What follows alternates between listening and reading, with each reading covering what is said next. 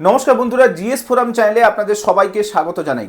রাজনৈতিক পালাবদলের পরে পশ্চিমবঙ্গের প্রতিটি মানুষ এই মুহূর্তে অধীর আগ্রহে বসে রয়েছে যে আগের সরকার যে সমস্ত দুর্নীতি করে গেছে সেই দুর্নীতিতে বর্তমানের মুখ্যমন্ত্রী শুভেন্দু অধিকারী কি পদক্ষেপ নেয়। কারণ আমরা দেখেছি যে 26,000 শিক্ষকের পদ বাতিল হয়েছে, 32,000 শিক্ষক পদ নিয়ে প্রাইমারি দুর্নীতি অলরেডি সুপ্রিম কোর্টের মামলা চলছে।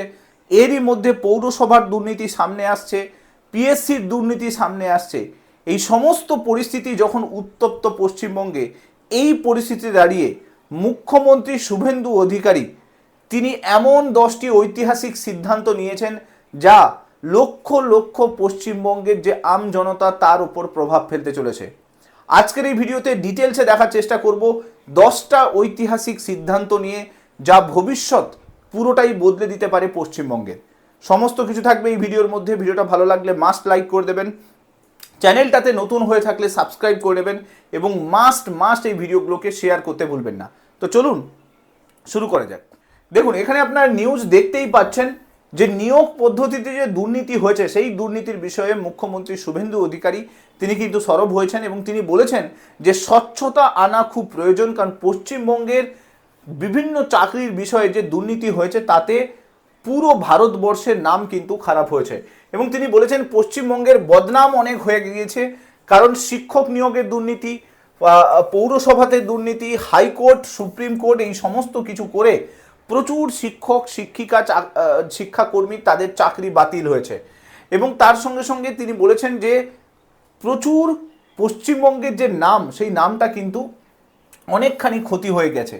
তারপরে তিনি আরও জানান যে তার নেতৃত্বাধীন যে সরকার রয়েছে সেই সরকার সরকারি স্তরে এবং সরকারি পোষিত বিভিন্ন সংস্থার নিয়োগ নিয়ে চিন্তা ভাবনা শুরু করেছে এবং তিনি 10টি ঐতিহাসিক সিদ্ধান্ত অলরেডি নিয়েছেন যেগুলো লক্ষ লক্ষ আম জনতার ওপর প্রভাব ফেলতে চলেছে। প্রথম তিনি বলেছেন যে পুরো বিধানসভাতে একটা নতুন আইন নিয়ে আসতে চলেছেন যার মাধ্যমে পুরো নিয়োগ পদ্ধতিতে একটা বড় বদল আসতে চলেছে। তিনি কি পরিবর্তনের কথা বলেছেন? তিনি বলেছেন যে স্বচ্ছভাবে পরীক্ষা হবে, লিখিত পরীক্ষা হবে, একাডেমিক যে মূল্যায়ন সেটা কিন্তু বাধ্যতামূলক করা হবে, মৌখিক পরীক্ষা যেখানে সবথেকে বড় দুর্নীতির কথা বলা হতো তাতে কিন্তু নাম্বার কমে যাবে এবং সেখানে নাম্বার সবথেকে মিনিমাম নাম্বার মৌখিক পরীক্ষায় থাকবে, মানে ইন্টারভিউর মাধ্যমে। লিখিত পরীক্ষার ওপরেই সবথেকে বেশি গুরুত্ব দেওয়া হবে এবং ওএমআর শিটে যে এক্সামটা হবে সেটা কিন্তু কার্বন কপি সমস্ত যে চাকরি প্রার্থী তাদেরকে হাতে দিয়ে দেওয়া হবে যাতে স্বচ্ছতা বজায় থাকে। এরপরে দেখুন 2 নম্বর তিনি বলেছেন যে এসসি এসটি ওবিসি এই সমস্ত সার্টিফিকেট দিয়ে যে সমস্ত চাকরি প্রার্থীরা অলরেডি দুর্নীতি করে এই সিস্টেমের সঙ্গে যুক্ত আছে তাদের রিভেরিফিকেশন করতে হবে এবং রিভেরিফিকেশন করে দেখা হবে তাদের মধ্যে কতজন চাকরি প্রার্থী এরকম রয়েছেন যারা সম্পূর্ণ দুর্নীতি করে এই চাকরিতে জয়েন হয়ে রয়েছেন। আর সেটা যদি হয়ে যায় তাহলে নতুন করে একটা ভ্যাকেন্সি লিস্টও পাওয়া যাবে। এবং তার সঙ্গে সঙ্গে তিনি বলেছেন যত ওবিসি সার্টিফিকেট আছে 2011 পর থেকে যে সমস্ত OBC certificate, SC ST certificate তার রিভেরিফিকেশনের সঙ্গে সঙ্গে কেন্দ্রের ওবিসি নিয়ম চালু হতে চলেছে। অর্থাৎ কেন্দ্রে যে ওবিসি রিজার্ভেশন 7% রিজার্ভেশন আছে সেই 7% রিজার্ভেশন পশ্চিমবঙ্গের বুকে চালু হতে চলেছে। সো এর ফলে পুরো রিজার্ভেশন সিস্টেমে কিন্তু একটা নতুন পরিবর্তন আসতে চলেছে। এবং থার্ড তিনি বলেছেন কি যে তিনি বলেছেন 3 জুনের মধ্যে সমস্ত দপ্তরের কাছে ভ্যাকেন্সি লিস্ট চাওয়া হয়েছে এবং সেখানে কেন এত ইম্পর্টেন্ট ভ্যাকেন্সি দরকার সেই বিষয়েও কিন্তু তিনি জানতে চেয়েছেন। এবং সেই যে ভ্যাকেন্সি লিস্ট পাওয়ার পরে তিনি বলেছেন যে 3 মাসের মধ্যে সমস্ত নিয়োগ পদ্ধতি শুরু হয়ে যাবে এবং নোটিফিকেশন আসতে স্টার্ট করবে। এটা একটা গুরুত্বপূর্ণ আপডেট বলতে পারেন, কারণ এত কুইক রিক্রুটমেন্ট প্রসেস আজ পর্যন্ত পশ্চিমবঙ্গ গত 15 বছরে দেখেনি। এরপরে যদি দেখেন তিনি বলেছেন যে প্রায় 1 কোটি কর্মসংস্থান আগামী 5 বছরে কিন্তু হতে চলেছে। এখানে 5 বছরের কথা তিনি বলেছেন, আগামী 5 বছরে 1 কোটি কর্মসংস্থানের তিনি লক্ষ্যমাত্রা নিয়েছেন এবং সঙ্গে সঙ্গে তিনি বলেছেন যে সরকারি থেকে শুরু করে শিল্প এবং প্রাইভেট সেক্টরে এরকম ইনফ্রাস্ট্রাকচার ডেভেলপ করা হবে যেখানে 1 কোটির বেশি কর্মসংস্থান আগামী 5 বছরে তৈরি হবে।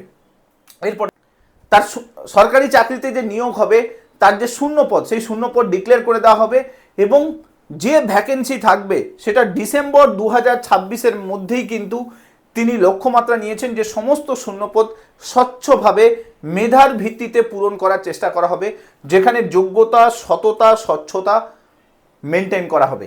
কারণ গত 5 বছরে বা গত 10 বছরে আপনি যদি দেখেন, আগের জামানায় যে সরকার ছিল সে সম্পূর্ণ দুর্নীতি করে এই পুরো বিষয়টাকে কিন্তু শেষ করে দিয়েছে। পশ্চিমবঙ্গের যুবকরা বর্তমানে দাঁড়িয়ে ভালো ডিগ্রি থাকা সত্ত্বেও ঠিকমতো করে চাকরি পাচ্ছে না, কারণ শুধুমাত্র দুর্নীতি ভরে গিয়ে এই পুরো সিস্টেমটা পুরোটাই কিন্তু শেষ হয়ে গিয়েছিল।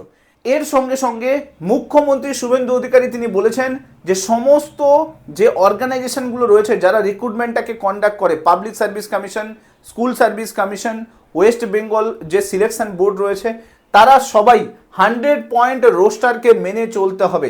অর্থাৎ প্রতিটা নিয়োগে 100 পয়েন্ট রোস্টার বাধ্যতামূলক করা হচ্ছে। সম্প্রতি পঞ্চায়েত মন্ত্রী দিলীপ ঘোষ তিনি বলেছেন যে পঞ্চায়েত ডিপার্টমেন্টে 7,000-এর কাছাকাছি ভ্যাকেন্সি আছে, আর সেই 7,000 ভ্যাকেন্সি খুব তাড়াতাড়ি রিক্রুটমেন্ট করা হবে, কারণ তা না হলে পঞ্চায়েত ডিপার্টমেন্টগুলো ঠিকমতো এফিসিয়েন্টলি কাজ করতে পারছে না।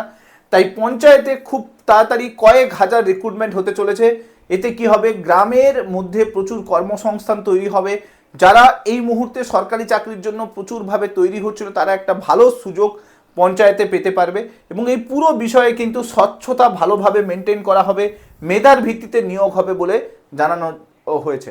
মুখ্যমন্ত্রী শুভেন্দু অধিকারী যখন বিজেপির প্রথম ইস্তাহার রিলিজ হয়েছিল সেখানে বলা হয়েছিল যে সপ্তম বেতন কমিশন লাগু করা হবে বিজেপি সরকার তৈরি করার পরেই। সপ্তম বেতন কমিশনকে তৈরি করে দেওয়া হয়েছে এবং 45 দিনের মধ্যে সপ্তম বেতন কমিশনকে লাগু করার তিনি কিন্তু লক্ষ্যমাত্রা দিয়েছেন।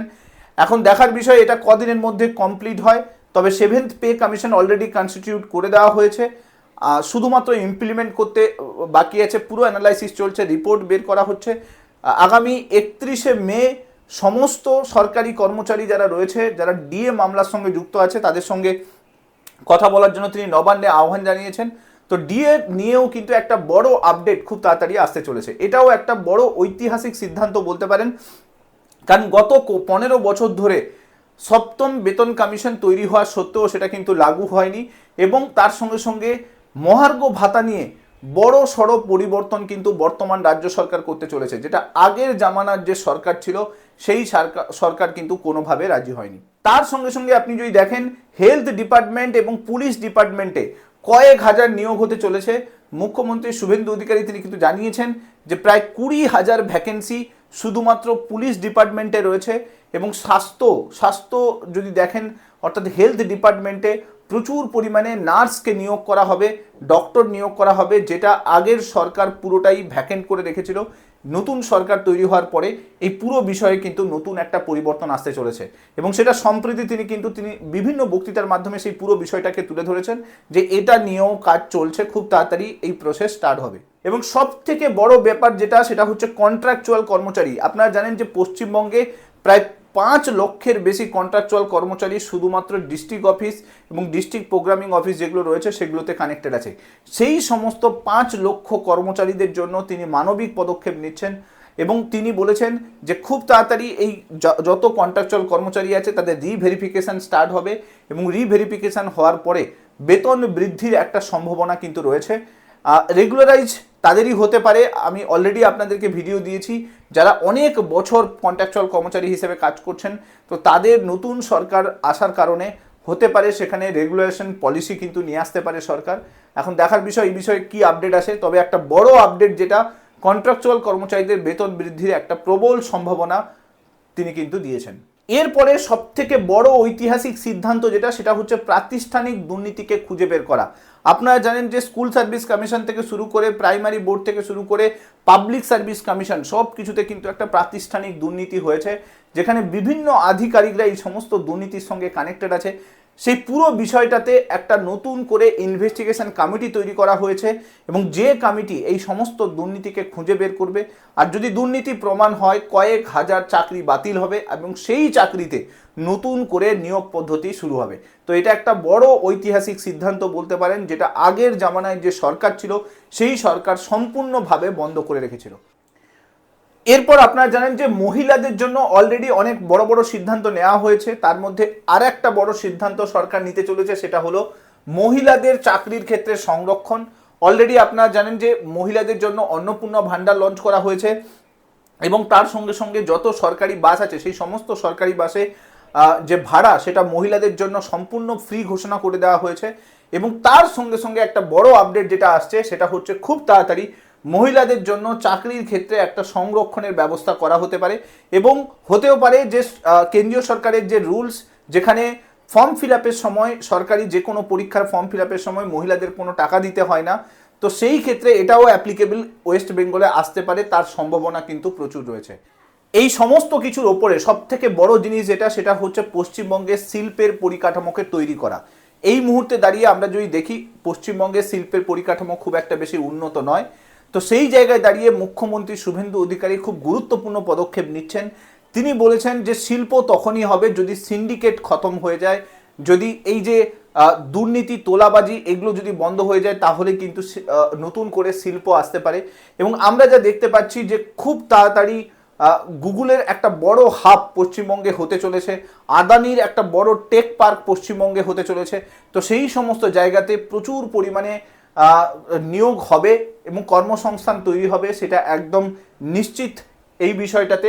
তাই সিন্ডিকেট রাজ সেটাকে অবসান করে দেওয়া, তোলাবাজিকে অবসান করে দেওয়া একটা বড় সিদ্ধান্ত বলতে পারেন, যে সিদ্ধান্তটা অনেক দিন ধরে আগের সরকার থাকাকালীন আটকে ছিল। সেই সিদ্ধান্তকে সম্পূর্ণভাবে কিন্তু প্রতিশ্রুতিটাকে পূরণ করার চেষ্টা করছে বর্তমান সরকার, এবং যার কারণে মনে হচ্ছে যে পশ্চিমবঙ্গে নতুন করে আবার শিল্পের পরিকাঠামো তৈরি হতে পারে। মুখ্যমন্ত্রী শুভেন্দু অধিকারী মুখ্যমন্ত্রী পদে আসার পরে এই যে ঐতিহাসিক সিদ্ধান্তগুলো নিয়েছে, যে সিদ্ধান্তের পরে এটা স্পষ্ট হয়ে যাচ্ছে যে আগামী ভবিষ্যৎ পশ্চিমবঙ্গের কিন্তু অনেক বেশি উজ্জ্বল হতে চলেছে।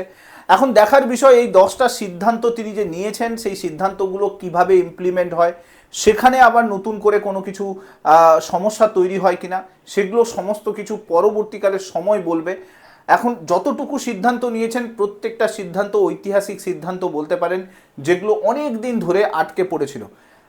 যদি সব কিছু ঠিক থাকে, তাহলে যদি এই সিদ্ধান্তগুলো সঠিকভাবে কার্যকর হয়, তাহলে বহু কর্মসংস্থান এবং বহু নিয়োগ কিন্তু আগামী কয়েকদিনে হতে চলেছে পশ্চিমবঙ্গে। যা কিছু নতুন আপডেট আসবে এই বিষয়ে আমি আপনাদের সঙ্গে চেষ্টা করব ভিডিওর মাধ্যমে শেয়ার করার জন্য। ভিডিওগুলো ভালো লাগলে মাস্ট লাইক করে দেবেন, চ্যানেলটাতে নতুন হয়ে থাকলে সাবস্ক্রাইব করে নেবেন এবং মাস্ট এই ভিডিওগুলোকে শেয়ার করতে ভুলবেন না। Thank you so much. Next ভিডিওতে আপনার সঙ্গে আবার দেখা হচ্ছে। Till then, bye by.